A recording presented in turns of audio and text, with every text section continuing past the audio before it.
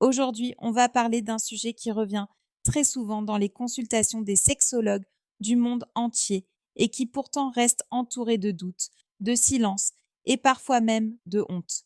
C'est une question simple, naturelle, mais que beaucoup de femmes n'osent jamais poser à haute voix. Une question qui mélange curiosité, plaisir, santé et intimité. Cette question, tu l'as peut-être déjà pensée, mais jamais formulée directement. Est-ce que c'est vraiment sans danger d'avaler le fluide de ton partenaire après un moment intime avec la bouche? Et surtout, qu'est-ce que disent les sexologues, les médecins et les spécialistes sur tout cela? Avant de continuer, respire un peu. Ici, personne ne te juge. On parle de sexualité d'une manière humaine, naturelle, douce, éducative et respectueuse.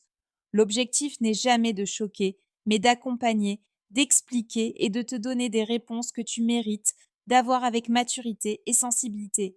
Le plaisir et la santé vont toujours ensemble et comprendre ce qui se passe dans ton corps, ce que tu peux faire, ne pas faire ou faire différemment. C'est une forme de liberté. Ce dont on va parler aujourd'hui ne concerne pas seulement la question d'avaler ou non. Ce sujet ouvre une porte vers quelque chose de beaucoup plus profond. Le rapport que tu as avec ton propre désir, ton confort, tes limites, la confiance que tu construis avec ton partenaire et la manière dont tu explores ton intimité sans pression, sans idées fausses et sans risque inutile. Quand les sexologues abordent cette question avec leurs patientes, elles ne se limitent jamais à un simple oui ou non. Elles explorent l'ensemble du contexte, car chaque femme, chaque corps et chaque relation fonctionnent différemment. Et peut-être que toi aussi, tu as déjà été dans une situation où tu n'osais pas demander. Peut-être que tu t'es déjà retrouvé face à une attente que tu ne comprenais pas totalement. Peut-être que tu t'es demandé si c'était normal, nécessaire, problématique, propre, sale, risquée ou simple question naturelle. Tu n'es pas seule. Des millions de femmes ont exactement les mêmes interrogations. Les sexologues expliquent que le fluide masculin en soi n'a rien de dangereux pour une personne en bonne santé tant qu'il n'y a aucune infection sexuellement transmissible. C'est là que commence la première nuance essentielle, la santé. Le fluide n'est pas toxique, il n'abîme pas la gorge, ne crée pas de dépendance, ne modifie pas la digestion et ne fait aucun mal à l'estomac. En réalité, il est constitué en grande partie d'eau, de protéines et de minéraux en très petite quantité. C'est d'ailleurs pour cette raison que certaines personnes imaginent qu'il aurait un goût neutre ou naturel. Sauf que le goût peut varier énormément selon l'hydratation, l'alimentation et même le stress. C'est normal. Mais la vraie question n'est pas chimique. La vraie question est émotionnelle. Les sexologues le voient tous les jours. Ce n'est pas le fluide lui-même qui crée le blocage, mais la symbolique. Certaines femmes voient cet acte comme un geste de proximité profonde, un moment de connexion, un acte de confiance. Pour d'autres, cela ne provoque rien de spécial. C'est juste un geste comme un autre dans la dynamique de plaisir. Et pour certaines, cela active un inconfort, un dégoût ou même une sensation de perte de contrôle. Toutes ces réactions sont légitimes. C'est pourquoi les spécialistes insistent. Aucune femme n'a l'obligation d'accepter quelque chose qui crée un malaise. Le consentement n'est pas uniquement physique, il est aussi émotionnel.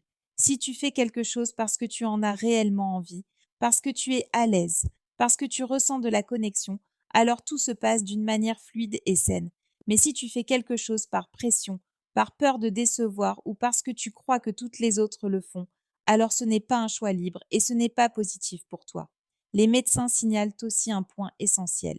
Même si le fluide n'est pas dangereux en soi, il peut transmettre des infections sexuellement transmissibles lorsqu'il y a contamination. Cela inclut des infections comme la chlamydia, la gonorrhée ou d'autres agents qui peuvent être invisibles et asymptomatiques. C'est pourquoi il est crucial d'avoir un partenaire testé régulièrement si tu entres dans une intimité orale non protégée. Les sexologues du monde entier rappellent, le test n'est pas une preuve d'amour, c'est une preuve de maturité. Mais au-delà de la santé, parlons du ressenti. Beaucoup de femmes décrivent qu'avaler peut leur donner un sentiment étrange de pouvoir, d'intimité extrême, d'être choisies ou désirées. D'autres ressentent l'inverse, un sentiment de pression, de performance ou de devoir. Les sexologues disent toutes la même chose. Suivre ton ressenti est plus important que suivre une norme. Ton corps connaît la vérité avant toi. Quand quelque chose te met à l'aise, tu le sens immédiatement dans la respiration, le ventre, la poitrine. Quand quelque chose te met à l'aise, tu le sens encore plus vite. Une contraction, une tension, un blocage. Le corps ne mange jamais. C'est pourquoi il est essentiel que ton partenaire soit attentif à ton confort. Si tu sens que tu as besoin d'une pause, d'une distance, d'un changement de rythme, c'est parfaitement normal. L'intimité n'est pas une performance, c'est une danse entre deux volontés. Et si tu te demandes ce que les sexologues recommandent, voici ce qu'elles disent le plus souvent. Avant de décider si tu veux avaler ou non, comprends ce qui te met à l'aise dans ce moment. Est-ce que tu veux le faire parce que ça t'excite? Parce que tu aimes la sensation de proximité? Parce que l'expression de plaisir de ton partenaire te stimule? Ou est-ce que c'est un geste qui ne te parle pas, qui ne t'attire pas ou qui te fait dépasser tes limites? Si c'est naturel pour toi, alors il n'y a aucun problème. Si ce n'est pas naturel, tu as le droit absolu de dire non. Ton corps et ton désir ne sont pas négociables. Les spécialistes sont unanimes. Tu n'as jamais besoin de t'expliquer, de te justifier ou de te forcer pour accomplir quelque chose que ton intérieur ne valide pas. Et tu sais ce que beaucoup de femmes découvrent, que le plaisir ressenti dans ces moments n'est jamais lié exclusivement à l'acte final, mais plutôt à la manière dont il se construit dès le début. La communication douce, le rythme, les gestes lents, les respirations coordonnées, la sécurité émotionnelle. Tout cela compte plus que n'importe quelle technique. Le plaisir n'est pas dans l'acte, mais dans l'ambiance. Le corps réagit d'abord à la douceur, à la connexion, au langage non verbal, la main posée sur la nuque, le regard calme, la chaleur de la peau. Ce sont ces détails qui créent la profondeur d'un moment. Les sexologues expliquent aussi que beaucoup d'hommes eux-mêmes ne mettent aucune pression sur ce geste. Certains s'en fichent totalement, d'autres ne s'y attendent même pas. D'autres encore ne savent pas comment aborder le sujet parce qu'ils ne veulent pas t'influencer ou te faire sentir obligé. Le silence existe des deux côtés. Tu n'as aucune idée de combien de couples évitent cette discussion parce qu'ils pensent que c'est gênant, alors qu'en réalité, c'est souvent une simple question d'ouverture honnête. Et si on parle de pratique, il y a quelque chose que les spécialistes soulignent beaucoup, l'après le moment juste après la fin. Si tu veux garder le contrôle de la situation, si tu veux éviter toute surprise, tu peux toujours utiliser des signaux, changer légèrement de position ou anticiper ce qui va se passer. Un bon partenaire doit toujours te prévenir à l'avance, te laisser décider, te laisser choisir la manière dont tu veux gérer le moment. C'est un respect fondamental. Les femmes qui se sentent bien dans ces situations sont celles qui savent qu'elles ont le choix. Certaines préfèrent éviter, certaines préfèrent laisser le moment se finir ailleurs. Certaines préfèrent utiliser un mouchoir, un verre d'eau, une serviette.